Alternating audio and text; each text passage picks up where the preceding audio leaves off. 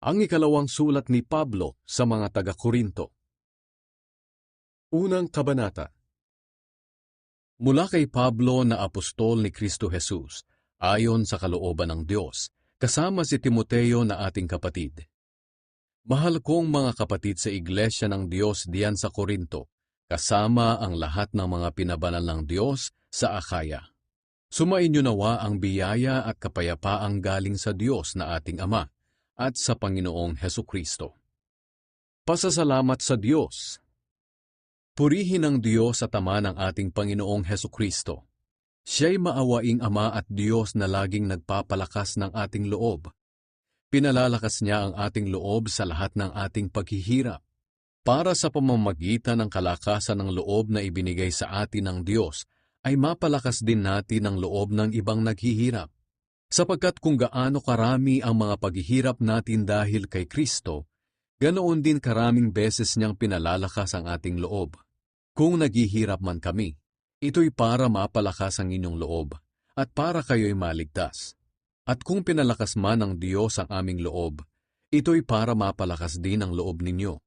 Nang sa ganoon ay makayanan ninyo ang mga paghihirap na tulad ng dinaranas namin. Kaya malaki ang aming pag-asa para sa inyo, dahil alam namin na kung naghihirap kayo tulad namin, palalakasin din ng Diyos ang inyong loob tulad ng sa amin. Mga kapatid, gusto naming malaman ninyo ang mga paghihirap na dinanas namin sa lalawigan ng Asya. Napakabigat ng mga dinanas namin doon. Halos hindi na namin nakayanan at nawalan na kami ng pag-asang mabuhay pa. Ang akala namin noon ay katapusan na namin. Ngunit nangyari ang lahat ng iyon para matuto kami na huwag magtiwala sa aming sarili, kundi sa Diyos na siyang bumubuhay ng mga patay. Iniligtas niya kami sa malagim na kamatayan, at patuloy niya kaming ililigtas. At umaasa kami na patuloy niyang gagawin ito sa tulong ng inyong mga panalangin. Sa ganoon, marami ang magpapasalamat sa Diyos dahil sa mga pagpapalang tatanggapin namin mula sa Kanya, bilang sagot sa mga panalangin ng marami. Nagbago ng plano si Pablo. Isang bagay ang maipagmamalaki namin. Namumuhay kaming matuwid at tapat sa harap ng lahat ng tao, lalong-lalo na sa inyo. Nagawa namin ito hindi sa pamamagitan ng karunungan ng mundo, kundi dahil sa biyaya ng Diyos. At pinatutunayan ng aming konsensya na talagang totoo itong aming ipinagmamalaki. Sapagkat wala kaming isinusulat sa inyo na hindi ninyo mabasa o maintindihan.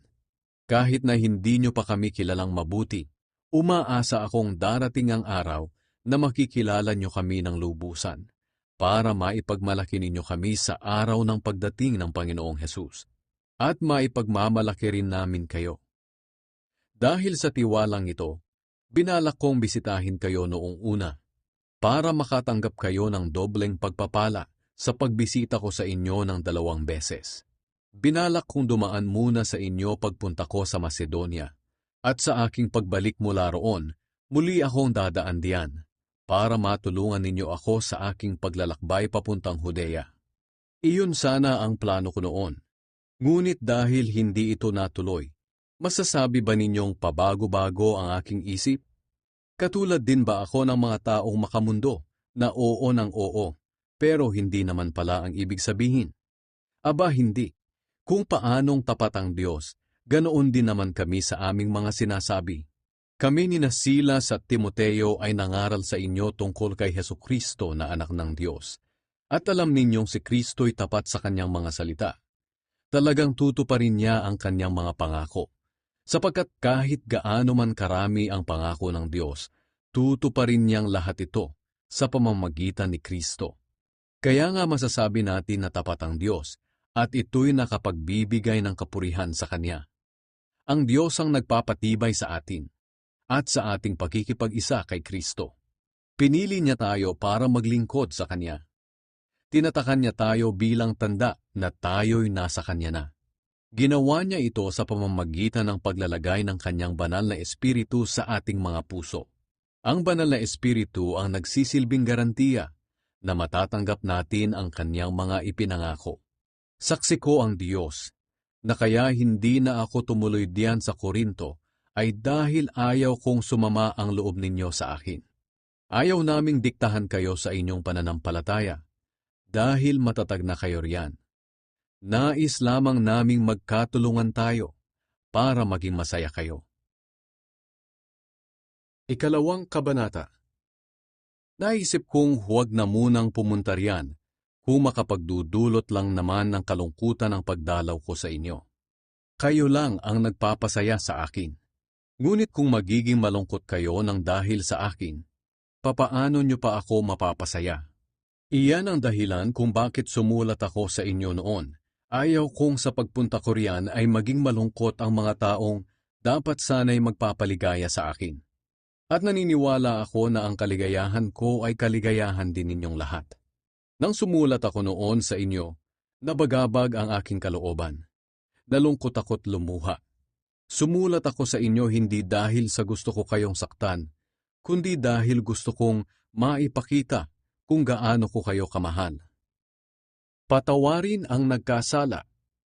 Ngayon tungkol naman sa taong nagdulot ng kalungkutan kanino man, hindi lamang ako ang binigyan niya ng kalungkutan.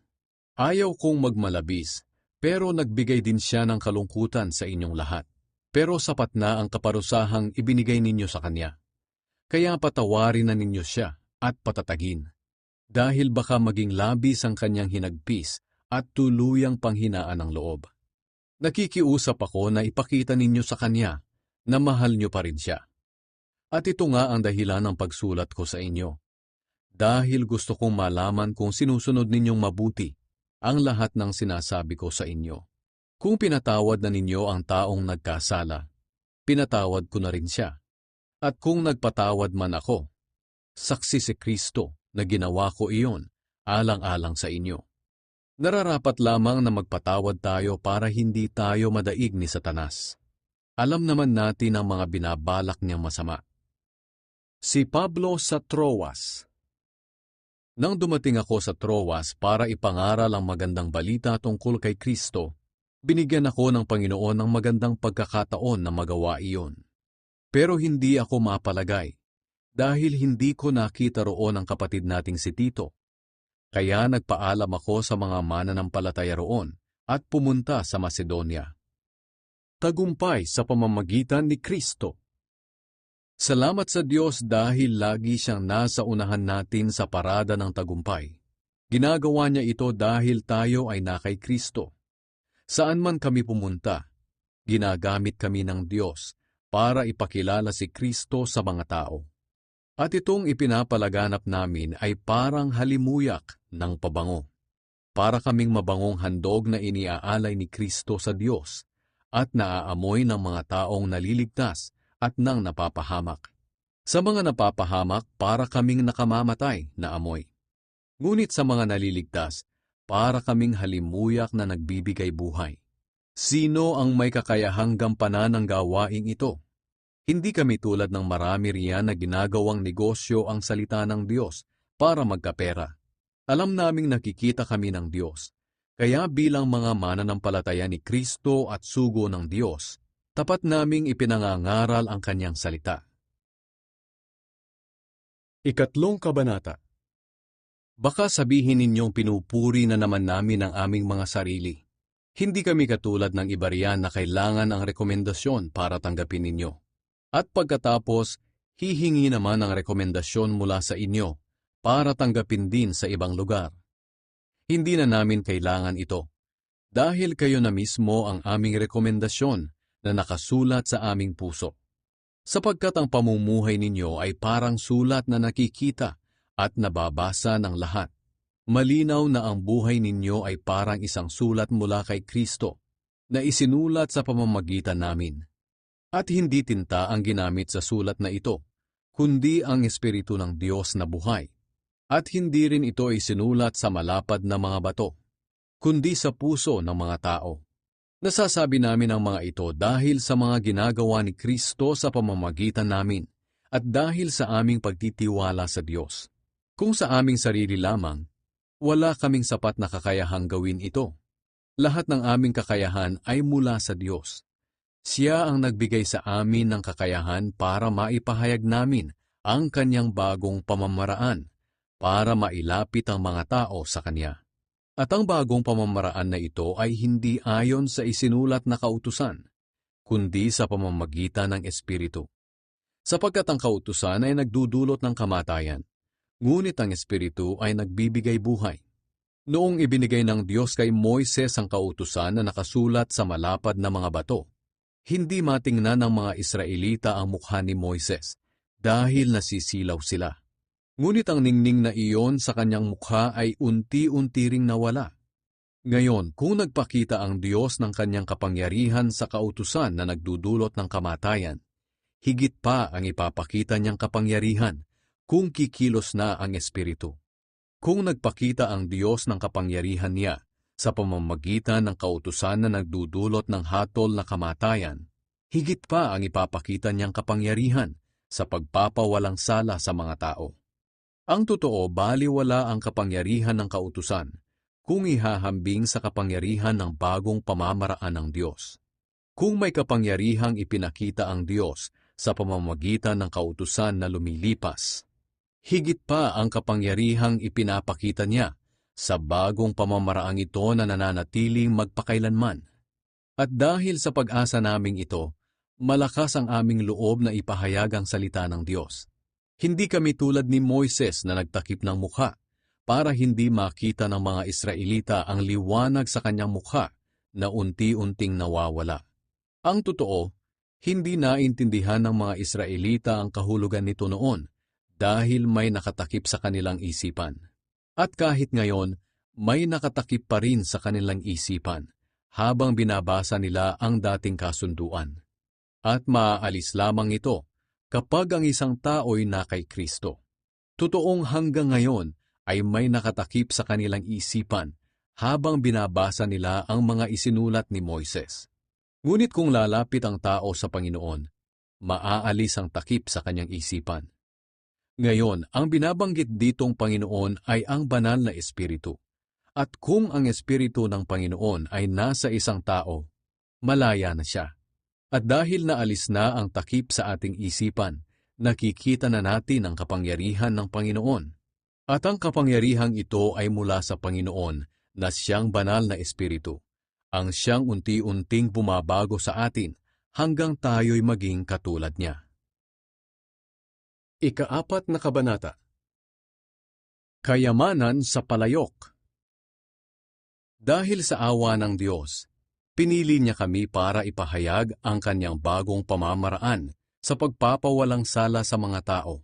Kaya naman hindi kami pinanghihinaan ng loob. Tinalikuran namin ang mga kahiya-hiya at patagong gawain.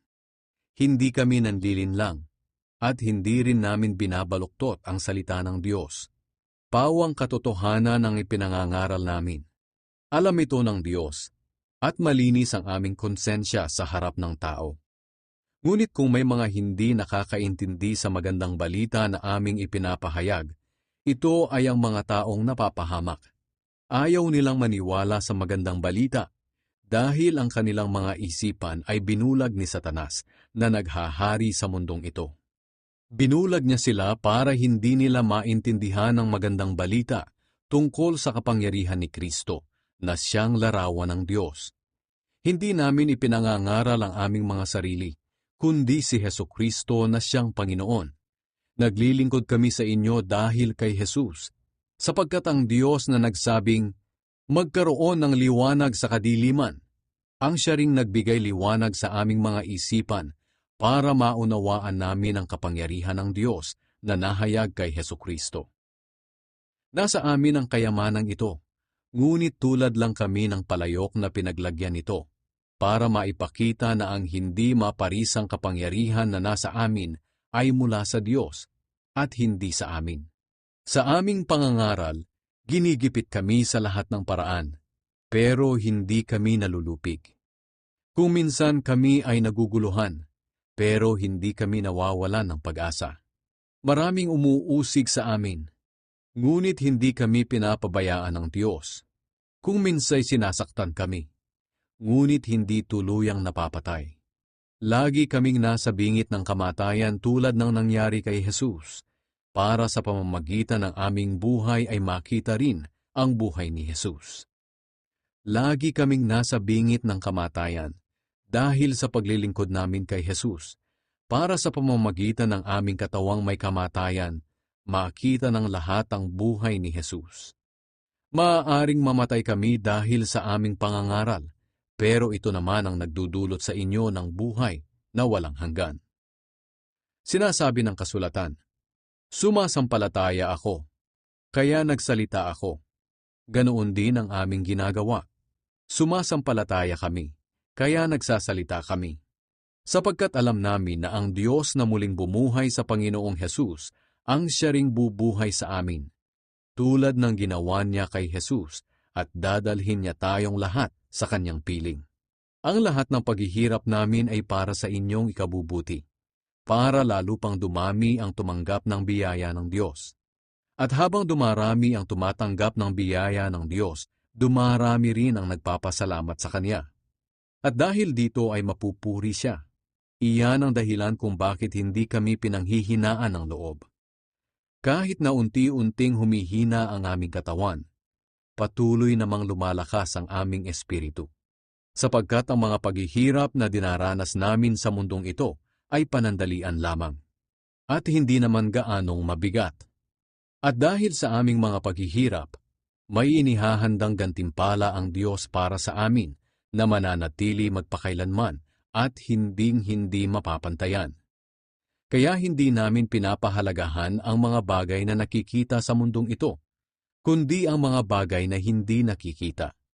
Sapagkat ang mga bagay na nakikita ay panandalian lamang, pero ang mga bagay na hindi nakikita ay walang hanggan. Ikalimang kabanata. Ang bagong katawan. Alam natin na ang ating katawang panlupa ay parang bahay na ating tinutuluyan habang nasa mundo pa tayo, at ito'y masisira. Ngunit alam din natin na may inihandang katawang panlangit ang Diyos para sa atin, na hindi mamamatay kailanman. Ang katawang ito ay ginawa ng Diyos at hindi ng tao. Dumaraing tayo sa ngayon, dahil pinananabikan nating maisuot na ang katawang panlangit. At kapag nangyari ito, hindi matatagpuang hubad ang ating kaluluwa. Habang nandito pa tayo sa ating katawan, dumadaing tayo dahil sa mga paghihirap, hindi dahil sa gusto na nating mamatay, kundi dahil sa gusto na nating magkaroon ng bagong katawan para mapalitan na ang katawang may kamatayan ng katawang walang kamatayan. Ang Diyos na rin ang siyang naghanda sa atin para tanggapin natin ang bagong katawan. At bilang katiyakan, ibinigay niya sa atin ang kanyang banal na espiritu. Kaya panatag ang aming kalooban kahit na alam namin na habang nabubuhay pa tayo sa ating katawan, ay wala pa tayo sa tahanan ng Panginoon. Sapagkat namumuhay tayo sa pananampalataya at hindi ayon sa mga bagay na nakikita. Hindi kami pinanghihinaan ng loob, kahit na mas gusto naming iwanan ang aming katawan at makapiling na ang Panginoon. Kaya naman sinisikap naming malugod ang Diyos sa amin, maging dito man o sa piling na niya, sapagkat haharap tayong lahat kay Kristo para hatulan. Tatanggapin ng bawat isa ang nararapat na kabayaran sa kanyang mga ginawa, mabuti man o masama, nang nabubuhay pa siya sa mundong ito. Nakabalik tayo sa Diyos dahil kay Kristo. Kaya nga dahil may takot kami sa Panginoon, ginagawa namin ang lahat para mahikayat ang mga tao na manumbalik sa Kanya. Alam ng Diyos ang tunay naming pagkatao, at umaasa akong alam din ninyo ito. Hindi dahil sa ibinibida na naman namin ang aming sarili, kundi dahil gusto namin na may maipagmalaki kayo tungkol sa amin, para may maisagot kayo sa mga taong pumupuri lamang sa mga bagay na panlabas at hindi sa nilalaman ng puso. Kung magmukha man kaming nasisiraan ng bait, ito'y para sa Diyos. At kung kami naman ay matino, ito'y para sa inyong kapakanan. Sapagkat ang pag-ibig ni Kristo ang siyang nag-uudyok sa amin na sundin ang kanyang kalooban. Kumbinsido kami na namatay si Kristo para sa lahat, kaya maituturing din na namatay ang lahat. Namatay siya para sa lahat. para ang lahat ng nabubuhay ngayon ay hindi na mamumuhay para sa sarili, kundi para sa Kanya na namatay at nabuhay para sa kanila. Kaya ngayon, hindi na namin tinitingnan ng mga tao ayon sa batayan ng mga hindi kumikilala sa Diyos. Noong una ganoon ang pagtingin namin kay Kristo, pero hindi na ngayon. Ang sinumang na kay Kristo ay isa ng bagong nilalang. Wala na ang dati niyang pagkatao. Binago na siya. Ang lahat ng ito ay gawa ng Diyos na nagpanumbalik sa atin sa Kanya sa pamamagitan ni Kristo. At ibinigay niya sa amin ang tungkuling papanumbalikin ng mga tao sa Kanya. At ito nga ang aming ibinabalita. Pinapanumbalik ng Diyos ang mga tao sa Kanya sa pamamagitan ni Kristo. At hindi na ibinibilang na laban sa kanila ang kanilang mga kasalanan. At kami ang Kanyang pinagkatiwalaan na magpahayag ng mensaheng ito. Kaya nga mga sugo kami ni Kristo, at sa pamamagitan namin, nakikiusap ang Diyos sa inyo na manumbalik na kayo sa Kanya. Kailan may hindi nagkasala si Kristo, ngunit alang-alang sa atin, itinuring siyang makasalanan, para sa pamamagitan niya ay maituring tayong matuwid ng Diyos. Ika-6 na kabanata. Bilang mga katuwang sa gawain ng Diyos, nakikiusap kami sa inyo na huwag ninyong baliwalain ang biyaya ng Diyos na inyong natanggap, sapagkat sinabi ng Diyos, "Dininig kita sa tamang panahon, at tinulungan kita sa araw ng kaligtasan." Kaya makinig kayo, ngayon na ang tamang panahon. Ngayon na ang araw ng kaligtasan. Hindi kami gumagawa ng kahit ano na ikatitisod ng ibang tao, para hindi mapintasan ang paglilingkod namin sa Diyos. Sa lahat ng aming ginagawa, sinisikap naming ipakita na kami ay totoong mga lingkod ng Diyos. Tinitiis namin ang anumang hirap, pasakit at kagipitan. Nakaranas kami ng pambubugbog, pagkakakulong, at panggugulo ng mga tao. Nagsikap kami ng husto, at kung minsan ay wala pang tulog at wala ring pagkain. Pinatunayan namin sa lahat na kami ay mga tunay na lingkod ng Diyos sa pamamagitan ng aming malinis na pamumuhay, kaalaman, pagtitiyaga, kagandahang loob, sa pamamagitan ng patnubay ng banal na Espiritu sa amin, sa tapat na pag-ibig at pananalita, at sa pamamagitan ng kapangyarihan ng Diyos. Ang matuwid naming pamumuhay ang aming sandata na panlaban at pananggalang sa kaaway. Bilang mga lingkod ng Diyos, naranasan naming parangalan at siraan ng kapwa, purihin ng iba at laitin ng iba. Pawang katotohanan ang aming mga sinasabi, ngunit itinuturing kaming mga sinungaling. Kami ay tanyag, ngunit hindi kinikilala. Lagi kaming nasa bingit ng kamatayan, ngunit buhay pa rin hanggang ngayon. Dinidisiplina kami ng Diyos, pero hindi pinapatay. May mga nagpapalungkot sa amin, ngunit lagi pa rin kaming masaya. Mahirap lang kami, ngunit marami kaming pinapayaman.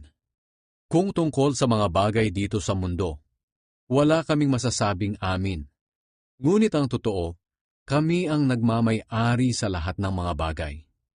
Mga taga-Korinto, naging tapat kami sa aming pananalita sa inyo dahil mahal na mahal namin kayo. Hindi kami nagkulang sa pagmamahal sa inyo. Kayo ang nagkulang sa pagmamahal sa amin. Nakikiusap ako sa inyo tulad ng isang ama sa kanyang mga anak. Mahalin ninyo ako tulad ng pagmamahal ko sa inyo. Huwag makikiisa sa mga hindi mananampalataya. Huwag kayong makiisa sa mga hindi mananampalataya, sapagkat hindi maaaring magkaisa ang kabutihan at kasamaan. Gaya ng liwanag at dilim, hindi rin sila maaaring magsama. At kung paanong hindi magkasundo si Kristo at si Satanas, ganoon din naman ang mananampalataya at ang hindi mananampalataya. Hindi maaaring magsama ang mga Diyos-Diyosan at ang Diyos sa iisang templo. At tayo ang templo ng Diyos na buhay. Gaya ng sinabi ng Diyos, "Mananahan ako't mamumuhay sa kanilang piling. Ako'y magiging Diyos nila, at sila'y magiging mga taong sakop ko. Kaya lumayo kayo at humiwalay sa kanila. Layuan ninyo ang itinuring na marumi at tatanggapin ko kayo. At ako'y magiging ama ninyo, at kayo na may magiging mga anak ko. Ako ang Panginoong makapangyarihan, ang nagsasabi nito. Ikapitong Kabanata. Mga minamahal, dahil sa mga ipinangako ng Diyos sa atin, linisin natin ang ating sarili sa anumang bagay na nagpaparumi sa ating katawan at espiritu. At sikapin nating mamuhay ng banal at may takot sa Diyos. Ang kagalakan ni Pablo. Tanggapin ninyo kami sa inyong mga puso. Wala kaming ginawang masama kahit kanino. Hindi namin siniraan o dinaya ang sinuman. Hindi ko sinasabi ito para ipahiya kayo. Gaya ng sinabi ko noong una, mahal na mahal namin kayo, at handa kaming mabuhay o mamatay na kasama ninyo. Malaki ang tiwala ko sa inyo, at ipinagmamalaki ko kayo.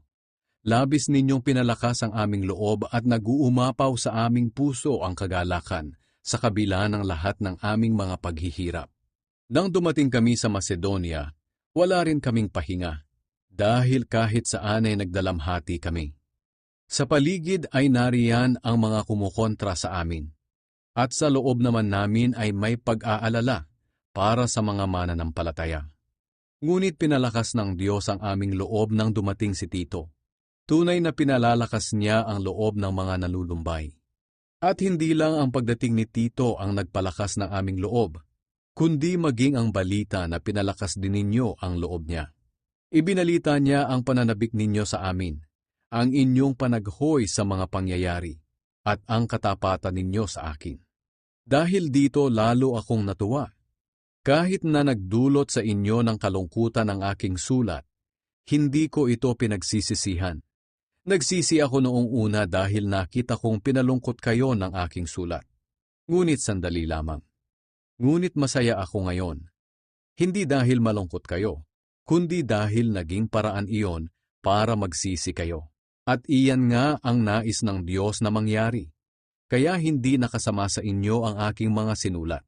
Sapagkat ang kalungkutang ayon sa kalooban ng Diyos ay nagdadala sa atin sa pagsisisi at nagdudulot ng kaligtasan. Hindi pinagsisihan ng ganitong kalungkutan, ngunit ang kalungkutan ng mga taong makamundo ay nagdadala sa kanila sa kamatayan. Tingnan ninyo ang idinulot ng kalungkutang ayon sa kalooban ng Diyos.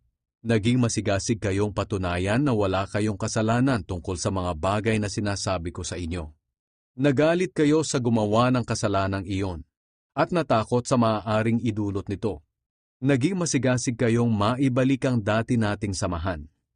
Pinarusahan ninyo ang nagkasala, at pinatunayan ninyo sa lahat ng paraan na wala kayong kinalaman sa kasalanang iyon. Ang dahilan ng pagsulat ko ay hindi para tuligsain ang nagkasala, o ipagtanggol ang ginawan niya ng kasalanan, kundi para maipakita ninyo sa presensya ng Diyos kung gaano kayo katapat sa amin. At dahil dito pinalakas ninyo ang aming loob. At lalo pa kaming sumigla nang makita naming masaya si Tito dahil sa kasiyahang naranasan niya sa inyong piling. Ipinagmalaki ko kayo sa kanya at napatunayan niyang totoo ang sinabi ko sa kanya tungkol sa inyo. Kaya hindi ako napahiya. At sa tuwing naaalala ni Tito ang inyong pagkamasunurin at ang inyong pagtanggap at paggalang, lalo kayong napapamahal sa kanya. At masaya naman ako dahil mapagkakatiwalaan ko kayo ng lubos. Ikawalong Kabanata. Ang pagtutulungan ng mga Kristiyano. Ngayon mga kapatid, nais kong malaman ninyo ang ginawa ng mga iglesia sa Macedonia dahil sa biyaya ng Diyos sa kanila. Kahit na dumaranas sila ng maraming pagsubok, masayang-masaya pa rin sila. Kaya nga naging lubos silang mapagbigay sa kabila ng kanilang matinding kahirapan. Makapagpapatotoo ako sa inyo na kusang loob silang nagbigay at higit pa nga sa kanilang makakaya. Sapagkat sila na mismo ang paulit-ulit na nakiusap sa amin na bigyan sila ng pagkakataong makatulong sa mahihirap na mga mananampalataya. At higit pa nga sa aming inaasahan ang kanilang ginawa, dahil una sa lahat, inialay nila ang kanilang mga sarili sa Panginoon at sa amin, ayon sa kalooban ng Diyos. Dahil sa kanilang ginawa ay pinakiusapan namin si Tito na bumalik sa inyo at tapusin ang inumpisahan niyang pangongolekta ng inyong tulong para sa mga kapatid sa Judea. Kayong mga nasa Korinto ay nangunguna sa lahat ng bagay. Malakas ang inyong pananampalataya, magaling kayong magturo, marami kayong alam, masipag sa paglilingkod sa Diyos, at malaki ang inyong pag-ibig sa amin. Kaya gusto namin na manguna rin kayo sa pagbibigay. Hindi sa inuutusan ko kayo. Sinasabi ko lamang sa inyo ang ginagawang pagtulong ng iba para maipakita rin ninyo sa amin na tunay ang inyong pagmamahal. Sapagkat alam naman ninyo ang biyayang ipinakita ng ating Panginoong Hesukristo, na kahit na mayaman siya doon sa langit, ay nagpakadukha siya dito sa mundo, alang-alang sa atin, para sa pamamagitan ng kanyang kahirapan ay maging mayaman tayo. Kaya ito ang maipapayo ko sa inyo. Makabubuti kung ipagpapatuloy ninyo ang inumpisahan ninyong pagbibigay noong nakaraang taon. Kayo ang unang nakaisip nito, at kayo rin ang unang nagsagawa. Kaya ituloy ninyo ito. Pagsikapan ninyong tapusin ang gawain na masigasig ninyong inumpisahan, at magbigay kayo sa abot ng inyong makakaya. Sapagkat kung kusang loob ang inyong pagbibigay, tatanggapin ng Diyos ang anumang makayanan ninyo. Hindi niya kayo pinagbibigay ng hindi ninyo kaya. Hindi ko sinasabi na magbigay kayo para guminhawa ang iba, at kayo naman ang maghirap, kundi para magkaroon ng pagkakapantay-pantay sa ating kalagayan. Sa ngayon ay masagana kayo, kaya nararapat lamang na tulungan ninyo ang nangangailangan. Sa panahon na kayo naman ang mangailangan, at sila ang masagana, sila naman ang tutulong sa inyo. Sa ganoon magkakapantay-pantay ang kalagayan ng isa't isa. Ayon nga sa kasulatan, ang nagtipon ng marami ay hindi sumobra, at ang nagtipon ng kaunti ay hindi naman kinulang. Nagpapasalamat kami sa Diyos na ipinadama niya sa puso ni Tito ang pagmamalasakit sa inyo, na tulad ng pagmamalasakit namin sa inyo.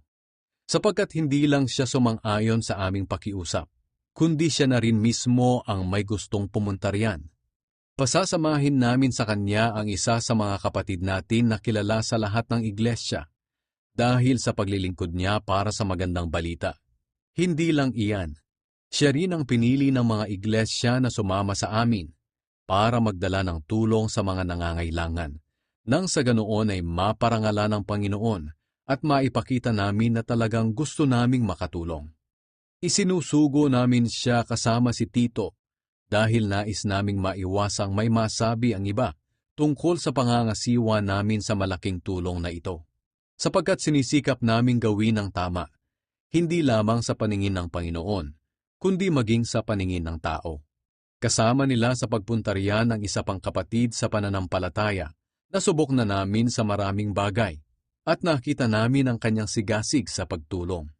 At higit pa nga ang kanyang sigasig ngayon, dahil malaki ang kanyang tiwala sa inyo. Tungkol naman kay Tito, siya ang kasama at katulong ko sa aking mga gawain diyan sa inyo. Tungkol naman sa mga kapatid na kasama niya, sila ang mga kinatawan ng mga iglesia. Ang kanilang pamumuhay ay isang karangalan para kay Kristo. Kaya ipakita ninyo sa kanila ang inyong pagmamahal para mapatunayan nila na talagang totoo ang pagmamalaki namin sa inyo. At malaman din ito ng ibang iglesia sa pamamagitan nila. Ikasyam na kabanata. Hindi ko na kinakailangang sumulat pa sa inyo tungkol sa pagtulong sa mga pinabanalang Diyos sa Judea, dahil alam ko namang gustong-gusto ninyong tumulong. Ipinagmamalaki ko pa nga ito sa mga taga-Macedonia. Sinasabi ko sa kanila na mula pa noong nakaraang taon, kayong mga taga-Akaya ay handa nang magbigay ng tulong, at ito nga ang nagtulak sa karamihan sa kanila na magbigay din. Kaya nga pinauna ko na riyan sina Tito, para matiyak na handa na kayo sa inyong tulong gaya ng ipinagmalaki ko sa mga taga-Macedonia. Sa ganoon, hindi nila masasabi na walang kwenta ang pagmamalaki namin tungkol sa inyo. Sapagkat kung dumating ako riyan kasama ang ilang mga taga-Macedonia, at makita nilang hindi pa pala kayo handa sa inyong ibibigay gaya ng sinabi ko sa kanila, mapapahiya ako at pati na rin kayo. Kaya nga naisip kong paunahin ang mga kapatid na ito sa akin, para habang hindi pa ako nakakarating, ay malikom na ang inyong mga ipinangakong tulong. At sa ganitong paraan makikita ng mga tao na kusang loob ang inyong pagbibigay, at hindi dahil napilitan lamang. Tandaan ninyo ito, ang naghahasik ng kaunti ay umaani ng kaunti, at ang naghahasik ng marami ay umaani ng marami. Ang bawat isa sa inyo ay magbigay ng ayon sa sariling kapasyahan, nang walang pag-aatubili, at hindi sa pilitan, dahil mahal ng Diyos ang mga nagbibigay ng may kagalakan. At magagawa ng Diyos na ibigay sa inyo ang higit pa sa inyong mga pangangailangan, para sa lahat ng panahon ay maging sapat kayo sa lahat ng bagay. At lagi ninyong matutulungan ang iba, gaya ng sinasabi sa kasulatan. Namigay siya sa mga dukha, kailanman ay hindi makakalimutan ang kanyang mabubuting gawa. Ang Diyos na nagbibigay ng binhi sa magsasaka at tinapay na makakain, ang siya ring magbibigay ng inyong mga pangangailangan, para lalo pa kayong makatulong sa iba. Pasasaganain kayo ng Diyos sa lahat ng bagay, para lagi kayong makatulong sa iba. At marami ang magpapasalamat sa Diyos, dahil sa tulong na ipinapadala ninyo sa kanila sa pamamagitan namin.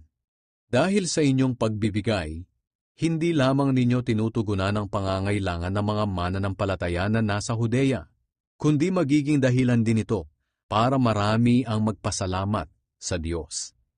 Sapagkat pinatutunayan ninyo sa inyong pagtulong na sinusunod ninyo ang magandang balita tungkol kay Kristo na inyong pinaniniwalaan. At dahil sa pagtulong ninyo sa kanila at sa iba pa, papupurihan nila ang Diyos. Buong puso silang mananalangin para sa inyo, dahil sa dakilang biyaya ng Diyos na ipinamalas niya sa inyo. Pasalamatan natin ang Diyos sa kanyang kaloob na hindi natin kayang ipaliwanag. Ikasampung Kabanata. Ang sagot ni Pablo sa mga kumakalaban sa kanya. Mayroong mga nagsasabi sa inyo na akong si Pablo ay matapang lamang sa sulat, pero maamo kapag harap-harapan. Nakikiusap ako sa inyo ng may kababaang loob tulad ni Kristo, na huwag sana ninyo akong piliting magpakita ng tapang pagdating ko riyan. Sapagkat handa kong harapin ang nagsasabi sa inyo na makamundo raw ang pamumuhay namin. Kahit na namumuhay kami rito sa mundo, hindi kami nakikipaglaban sa mga kumokontra sa katotohanan ng ayon sa pamamaraan ng mundo. Sa halip ang kapangyarihan ng Diyos ang aming armas. Iyon ang aming ginagamit na panlaban sa mga maling pangangatuwiran ng mga taong mapagmataas at ayaw maniwala sa mga turo ng Diyos. Sinisira namin ang kanilang maling pangangatuwiran na tulad ng matibay na pader na humahad lang sa kanila na makilala ang Diyos. Kinukumbinsin namin silang sundin ang mga utos ni Kristo. At kung matiyak naming lubos na kayong masunurin, handa na kaming parusahan ang lahat ng suwail. Ang problema sa inyo ay tumitingin lamang kayo sa panlabas na anyo. Isipin nga ninyong mabuti, kung may nagtitiwalang siya'y kay Kristo, dapat niyang isipin na kami man ay kay Kristo rin. Kahit sabihing labis na ang pagmamalaki ko sa kapangyarihang ibinigay ng Panginoon sa akin, hindi ako nahihiya, sapagkat ang kapangyarihang ito ay ginagamit ko sa pagpapalagos sa inyong pananampalataya at hindi sa pagsira nito. Ayaw kong isipin ninyo na tinatakot ko kayo sa aking mga sulat, sapagkat may mga nagsasabi riyan na matapang ako sa aking mga sulat, pero kapag harapan na ay mahina at nagsasalita ng walang kabuluhan. Dapat malaman ng mga taong iyan na kung ano ang sinasabi namin sa aming sulat, ito rin ang gagawin namin kapag dumating na kami riyan. Hindi namin ibinibilang o ikinukumpara ang aming sarili sa mga iba na mataas ang tingin sa sarili. Mga hangal sila dahil sinusukat nila at kinukumpara ang kani-kanilang sarili. Pero kami ay hindi nagmamalaki sa mga gawaing hindi na namin sakop, kundi sa mga gawain lamang na ibinigay sa amin ng Diyos, at kasama na rito ang gawain namin sa inyo. Kung hindi kami nakarating diyan, pwede nilang sabihin na labis ang aming pagmamalaki. Pero ang totoo, kami ang unang dumating sa inyo, at nangaral ng magandang balita tungkol kay Kristo. Kaya hindi labis ang aming pagmamalaki. Dahil hindi namin inaangkin at ipinagmamalaki ang pinaghirapan ng iba. Sa halip umaasa kami na sa paglago ninyo sa pananampalataya, ay lalawak pa ang gawain namin sa inyo, ayon sa ipinapagawa sa amin ng Diyos. Pagkatapos, maipangangaral naman namin ang magandang balita sa iba pang mga lugar na malayo sa inyo. Sapagkat ayaw naming angkinin at ipagmalaki ang pinaghirapan ng iba. Gaya ng sinasabi sa kasulatan, kung mayroong nais magmalaki, ipagmalaki na lang niya kung ano ang ginawa ng Panginoon. Sapagkat nalulugod ang Panginoon sa taong kanyang pinupuri at hindi sa taong pumupuri sa sarili. 11 Kabanata. Si Pablo at ang mga nagkukunwaring apostol. Ipagpaumanhin ninyo kung ngayon ay magsalita ako na parang hangal. Makadiyos na pagseselos kasi ang nararamdaman ko para sa inyo. Sapagkat tulad kayo ng isang dalagang birhen na ipinangako kong ipapakasal sa isang lalaki, si Kristo. Pero nag-aalala ako na baka malin lang kayo tulad ni Eva, nanalin lang ng ahas, at mawala ang inyong taus-pusong hangaring sumunod kay Kristo. Sapagkat madali kayong napapaniwala ng kahit sinong dumarating diyan na nangangaral ng ibang Jesus kaysa sa aming ipinangaral sa inyo. At tinatanggap din ninyo ang ibang uri ng espiritu at ang kanilang sinasabing magandang balita na iba kaysa sa inyong tinanggap sa amin. Sa tingin ko, hindi naman ako huli sa mga nagsasabi riyan na magagaling daw sila na mga apostol. Maaaring hindi ako magaling magsalita, pero sapat naman ang karunungan ko sa katotohanan. At iyan ay naipakita namin sa inyo sa lahat ng aming pagtuturo. Hindi ako humingi ng bayad nang ipangaral ko sa inyo ang magandang balita mula sa Diyos, kundi nagtrabaho ako para matulungan ko kayo sa inyong buhay espiritual. Masama ba ang ginawa kong ito? Tumanggap ako ng tulong mula sa ibang iglesia noong ako'y naglilingkod sa inyo. Parang ninakawan ko sila. Matulungan lamang kayo. At noong kinapos ako sa aking mga pangangailangan habang kasama ninyo, hindi ako naging pabigat kanino man sa inyo. Ang ating mga kapatid na dumating mula sa Macedonia ang nagbigay ng aking mga pangangailangan. Iniwasan kong maging pabigat sa inyo, at iyan ang palagi kong gagawin. Hindi ako titigil sa pagmamalaki sa lahat ng lugar sa Akaya, na hindi ako naging pabigat sa inyo. Totoo ang sinasabi kong ito, dahil nasa akin si Kristo. Pero baka isipin ninyo, na kaya hindi ako humihingi ng tulong sa inyo, ay dahil sa hindi ko na kayo mahal. Hindi totoo iyan. Alam ng Diyos na mahal ko kayo. Pero patuloy kong paninindigan ang sinasabi ko ngayon, na hindi ako hihingi ng tulong sa inyo, para hindi masabi ng mga nagpapaka-apostol na sila'y katulad namin kung maglingkod.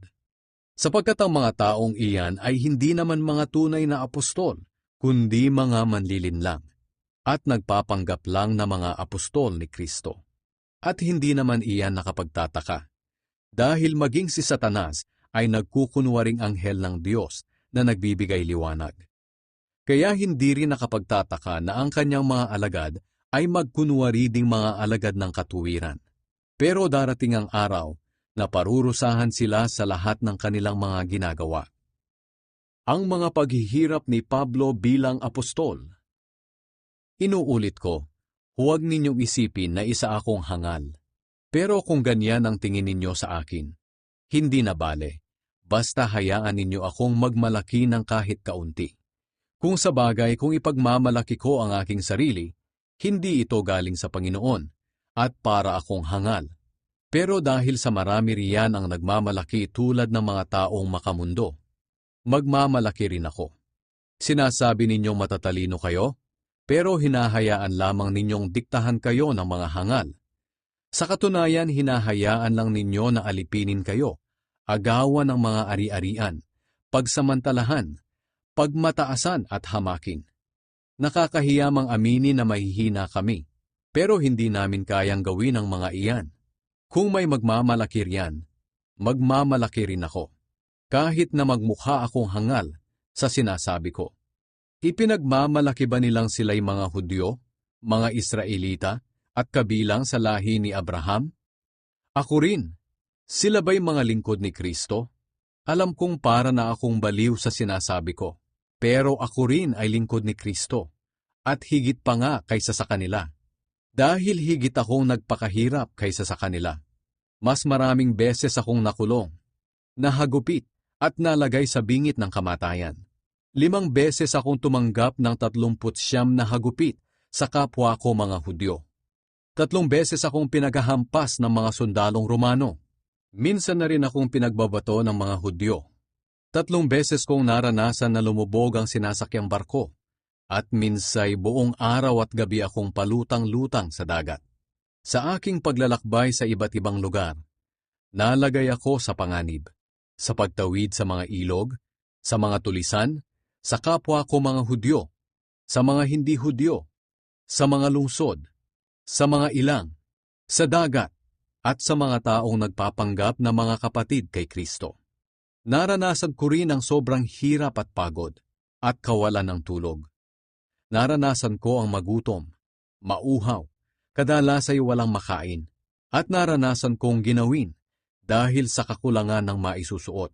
Maliban sa iba pang mga karanasan na hindi ko nabanggit, inaalala ko pa araw-araw ang kalagayan ng lahat na iglesia. Kung may nanghihina sa pananampalataya, nalulungkot ako.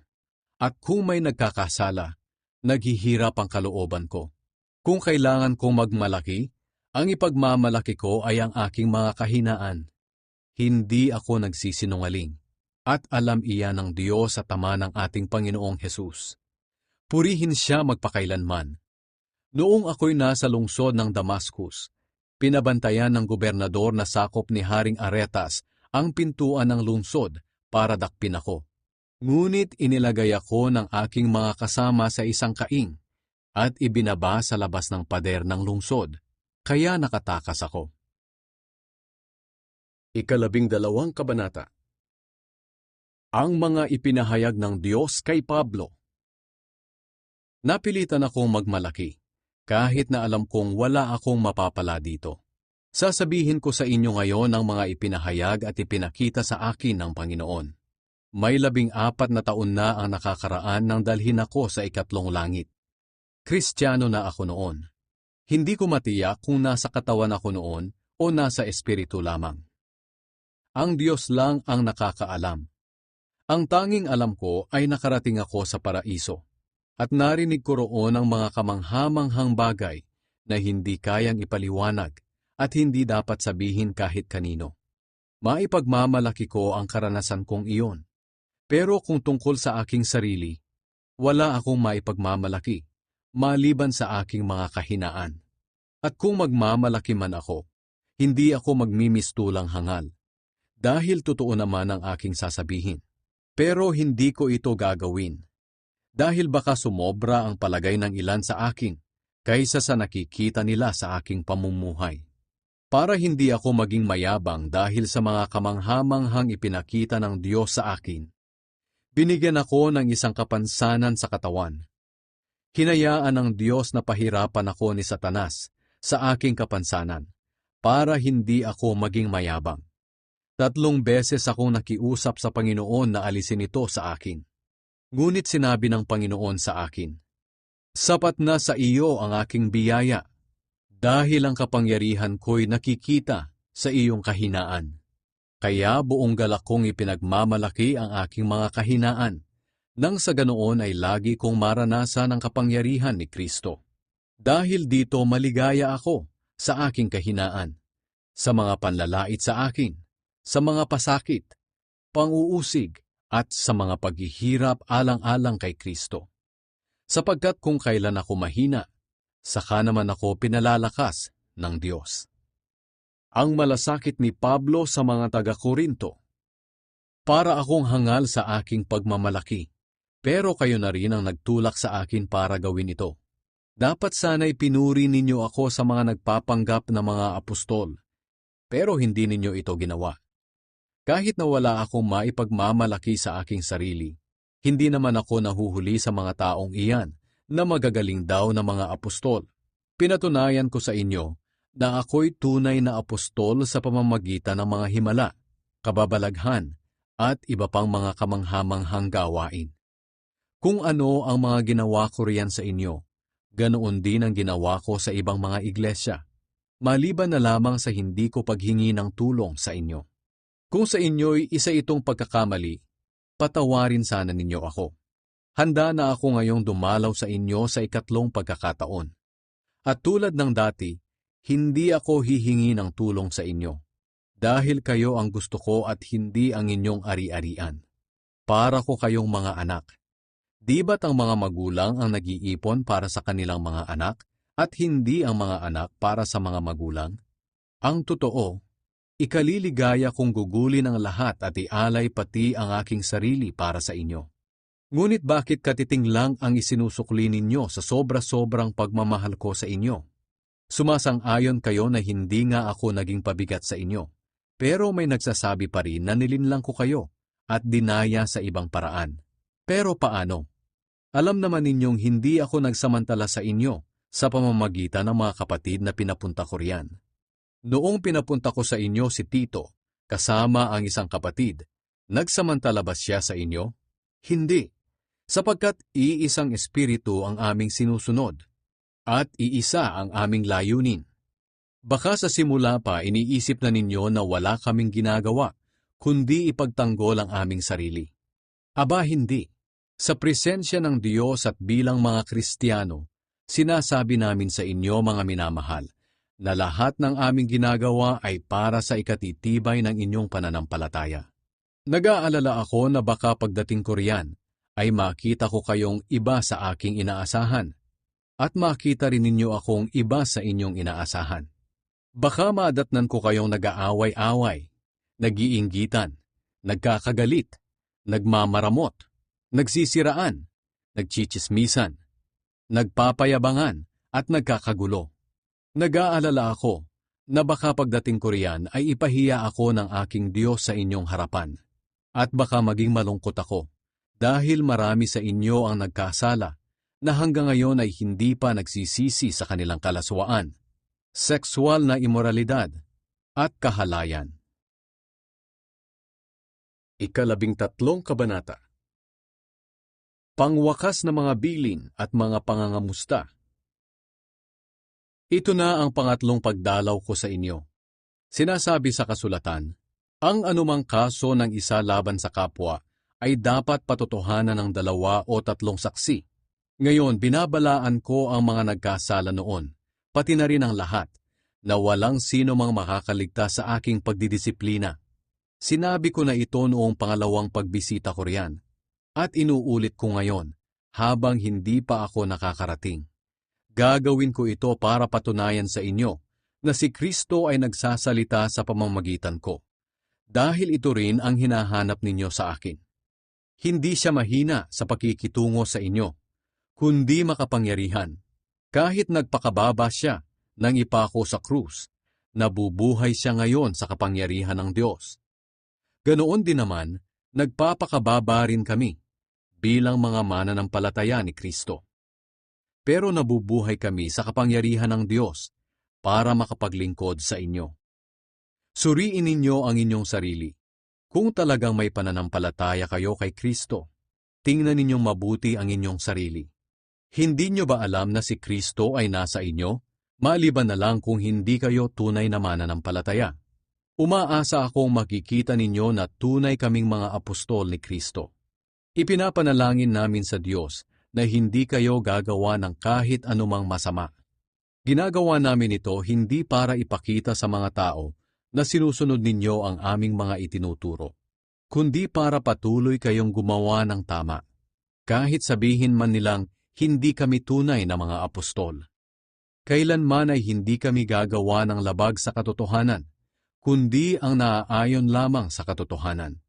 Nagagalak kami dahil sa aming pagpapakumbaba ay naging matatag kayo sa inyong pananampalataya, at ipinapanalangin namin na walang makitang kapintasan sa inyo.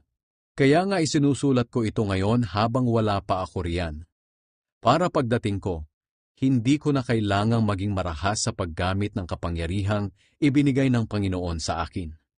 Sapagkat nais kong gamitin ang kapangyarihang ito para sa inyong ikabubuti at hindi sa inyong ikapapahamak. Hanggang dito na lamang mga kapatid, at paalam na sa inyo. Sikapin ninyo na walang makitang kapintasan sa inyo, at sundin ninyo ang mga payo ko. Magkaisa kayo, at mamuhay ng payapa. Nang sa ganoon, ang Diyos na pinanggagalingan ng pag-ibig at kapayapaan ay isa sa inyo. Magbatian kayo bilang mga magkakapatid kay Kristo. Kinukumusta kayong lahat ng mga mananampalataya rito. Naway sumainyong lahat ang biyaya ng ating Panginoong Hesukristo, ang pag-ibig ng Diyos, at ang pakikipag-isa ng banal na Espiritu.